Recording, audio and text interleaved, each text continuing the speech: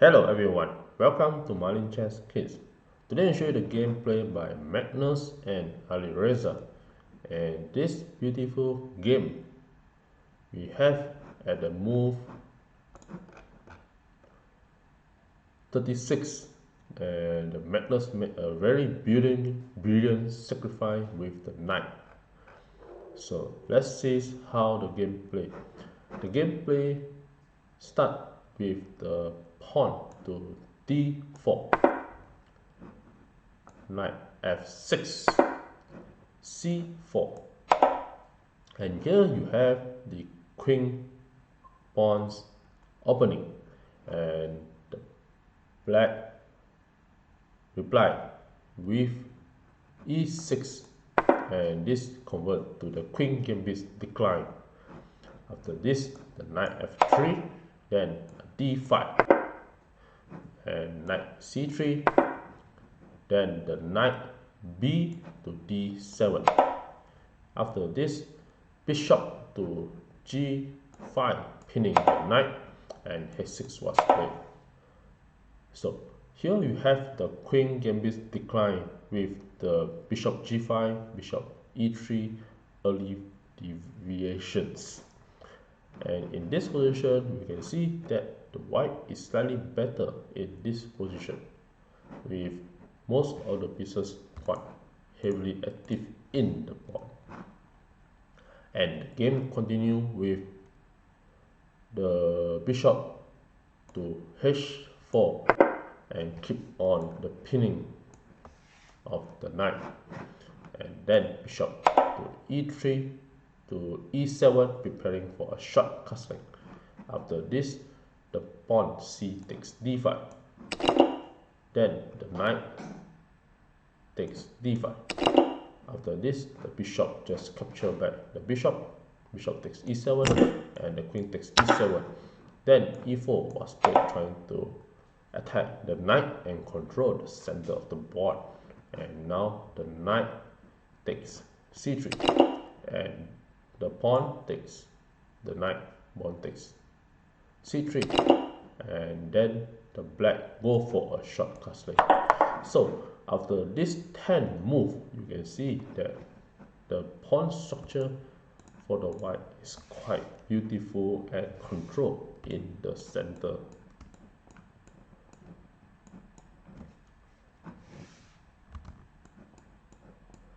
And also you have the knight controlling most of the square. So you can see that the position for the white is quite better and have more square to control, and therefore the white is slightly better. And the game continue with the white keep on bishop to d3 to develop and preparing for a short castling and to get the king to the safe position. Then c5 was trying to attack the pawn, and now the white just go for a short castling. Then the pawn capture, and the c takes capture, and again the white maintain a very strong position in entire the center of the square. And here the white is slightly better in this position. After this, b6 was played, and a4 trying to push and prevent the pawn to move to b5.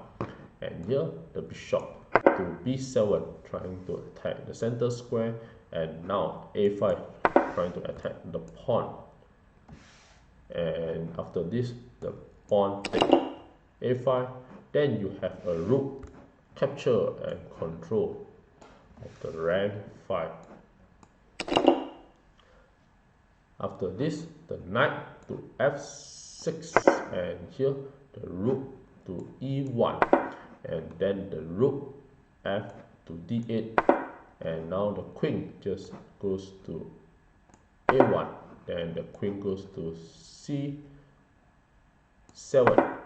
and h3 was played. After this, a6, and here you have a rook to c5 attacking the queen, and now the queen to f4, and here the black trying to capture the center pawn. So you have 1, 2, 3 pieces attacking with the 2 pieces attack and trying to win the pawn in the center.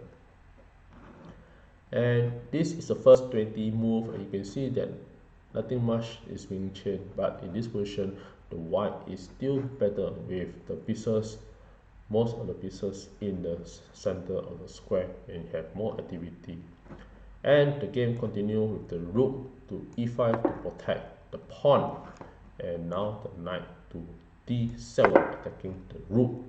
After this, the rook just move away to a5, and now the knight to f6 trying to attack the pawn again. And after this, d5 was played to have the diagonal and also can attack the pawn. Another suggestion that the white can play is g3 to attack the queen, and if the queen capture the knight, then the rook will go to e3 attacking the queen. And here you can see that the queen has no place to move, and this queen will be trapped. So if the only way you can play is to capture the rook, or if you play bishop takes the pawn at e4, then the rook will just win the queen, and after the bishop capture, then you will be exchange of the queen for a rook and a knight. So at this position, one of the strong moves will be a pawn to g3 and attack the queen, and this knight cannot be captured because it will be losing a queen if it's being captured. So in actual game, after d5, the black capture the pawn, he takes d5, and now the white just push forward the pawn to attack the knight, and now the knight goes to e4, and after this, queen to d4 was played, trying to bring the queen to the center and have more attacking of the pieces. And now the rook d to c8, trying to control another c file, so you can have many activity to attack. You can come to c3 to attack the bishop. Then the rook a to a1. After this, a5 was played, and rook a to b1, trying to attack the bishop, and also control of the rank 7. So bishop c6 was played, and now the e6 was played with an idea of position sacrifice. So after this, the pawn f takes e6, and now the black also can continue to move the pawn forwards and become a queen. After this, the knight just goes to e5, and this is a very great move because sacrificing a pawn position sacrifice will allow the knight to have in the center of the square and have many activity to attack the bishop, and also can goes to a fork and win the rook. So this is one of the position sacrifice that the Magnus has played, and this is a very interesting sacrifice. After this, the queen just back to f6, and then f3 was trying to chase away the knight in the center of the square. Another suggestion can play is move the rook to b6 and attack the bishop. And here, if the bishop move to e8, then the bishop you just capture the knight, and after pawn capture, you can have the rook capture the knight. and we will win back the knight again. If you use bishop to capture, then the black will just push the pawn forwards, and this will be better for the black as the queen move to here and the queen no longer guarding the a1 square. So after rook to b2, then the pawn will just push forward, and here the black will be better. So therefore, instead of using the queen, rook will be better, because if you push the pawn down, then the rook can just attack the queen, and also the queen will be guarding the a1 square. So after f3 was played, the knight just moved away to g5, and here the rook now goes to b6 and attack the bishop, and the bishop goes to e8, then the queen goes to e3, and now e4 was played, trying to push forward the pawn, and now the knight to g4 attacking the queen, and here you come with the multiple attack of the pawn. So you can push the pawn and attack the knight, then there will be one lesser pieces to guard the e6 pawn, and queen d8 was played, and now the white played and rook takes e6, and here we have another sacrifice from Magnus. So after this, the knight just capture and the queen capture and check king. And here it is a very important situation. In actual game, bishop f7 was played, and this is one of the tactical blunder. And with this, the white just played a very beautiful sacrifice again with the knight by capturing the pawn, with winning the pawn. So capture the pawn, and here you can see that the king has limited place to move, and if your king move to f8, then the queen will just capture the bishop and it will be a checkmate. And if the king move to h8, then the knight will just capture the bishop and it will be a fork and the queen will be lost.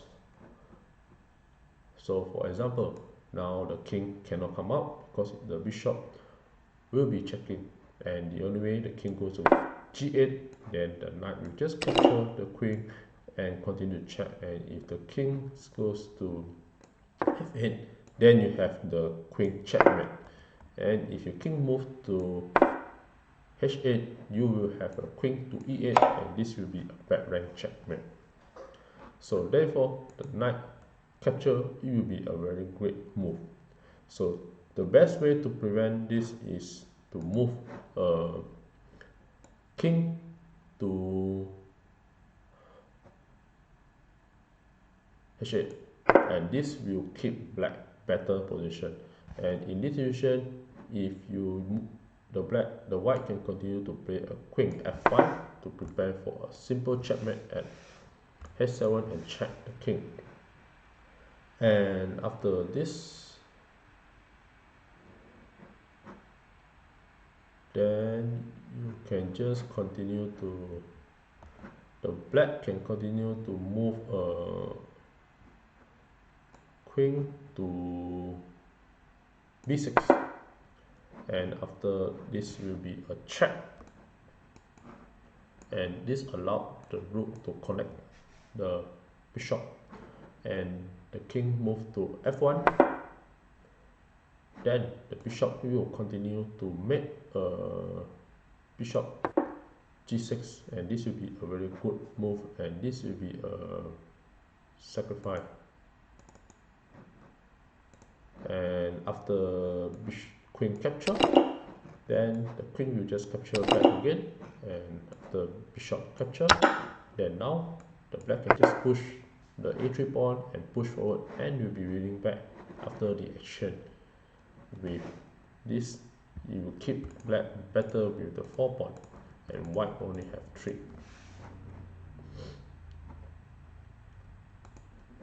So if your king move to here, if your white go for a sacrifice such as the knight takes h6, and here the only way, if you use the pawn to capture, then the white will be winning. For example, the queen will just capture the pawn and the king move to g8, then the bishop will go for a check, and after king move to h8, then you have a bishop g6 discover check, and queen to g8, then queen to h7 check, and now the only one plays king to f8, then queen to h8, and it will be a checkmate.